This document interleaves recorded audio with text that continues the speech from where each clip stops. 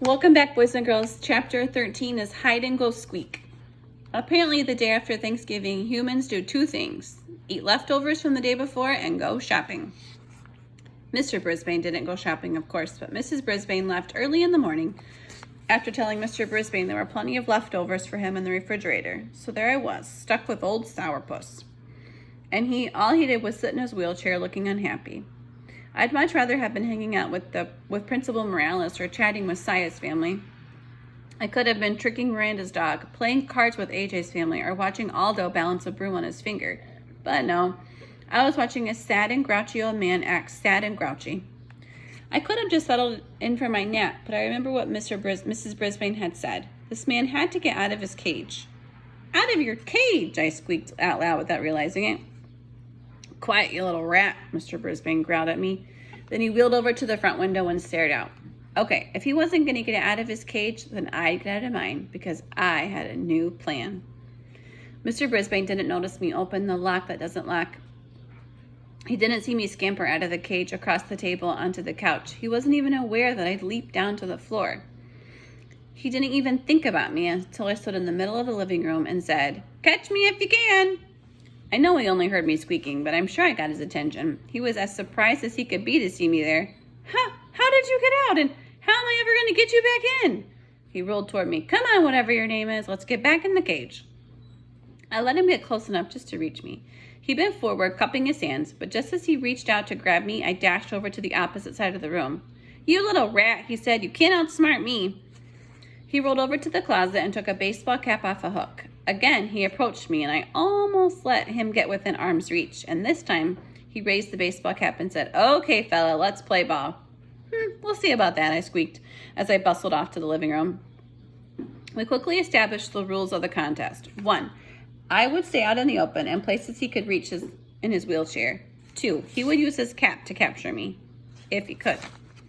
Once he reached the dining room, I rushed into the den. "Oh, think you're clever? We'll see who's clever," he challenged. From the den, I scuttled over to the hallway. By now, Mr. Brisbane's cheeks were pink, and he was almost smiling. "You're smart, but you won't win this one."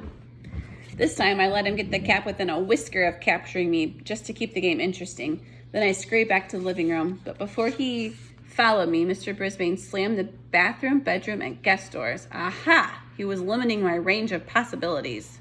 Pretty cunning.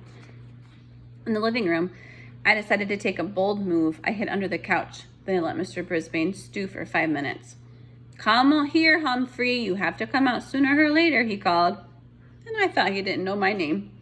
He shook the curtains and pushed the chair to see if he could rouse me. Too bad he didn't think of using sunflower seeds like Mr. Morales did. Yum. I finally got kind of bored, so I made a dash for the dining room. Mr. Brisbane followed me, and this time I let him scoop me up in his cap. "I win!" he shouted triumphantly. He was beaming with pride as he stared down at me. "But you were a worthy opponent."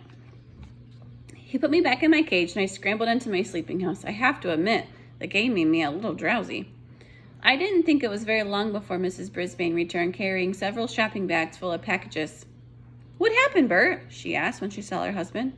"Nothing," he said. "But your face is all rosy. You look different, and you're wearing a baseball cap," she said. "Sit down, Sue," he answered, "and I'll tell you all about it." He told her every detail of our match, chuckling and swinging his cap back and forth. "I guess there are some things I still can do," he said. "Now, how about a game of gin rummy?" Mrs. Brisbane was almost speechless. "Okay," she said, getting up. Mr. Brisbane waved her down. "I'll get the cards. You just sit." As he wheeled into the den, Mrs. Brisbane turned to me quietly and whispered, "Thank you, Humphrey." Mr. Brisbane didn't frown the rest of the day and evening, except when Mrs. Brisbane beat him at cards. The next morning, which was Saturday, she couldn't even find her husband. "Where could he be?" she asked me. "He hasn't left the house in months." A minute later, he came back in the house from the garage, his lap full of boards and bricks and things. "I've got an idea for our friend Humphrey," he said. Mr. and Mrs. Brisbane spent the rest of the day building an obstacle course on the coffee table in the den. They lined up boards along the side so I couldn't stray too far. Then they set up things for me to climb over and climb under, like bricks with holes to hide in, big cardboard tubes. And Mr. Brisbane constructed a series of ramps for me to climb. Oh, we had a wonderful day. Mr. Brisbane got out a stopwatch to take me on my runs, and they made bets about how long it would take me to get from start to finish. Mrs. Brisbane even added a few treats to the maze, bits of apple and biscuit. I had fun, fun, fun. The Brisbanes did too, I could tell. On Sunday afternoon, the Brisbanes invited their neighbors over to watch me run the maze. Mr. and Mrs. Robinson brought their 5-year-old twins along. Glad to see you looking so chipper, Mr. Robinson told Mr. Brisbane. I think he's finally feeling better, Mrs. Brisbane whispered to Mrs. Robinson. Mr. Brisbane looked a little vinegary again on Monday morning, though. Why can't we just keep him here, Sue? He asked. Well, the children would never forgive me, she said. He's really their hamster, but, she grinned, there's a 2-week Christmas vacation coming up soon. I think Humphrey should spend it here.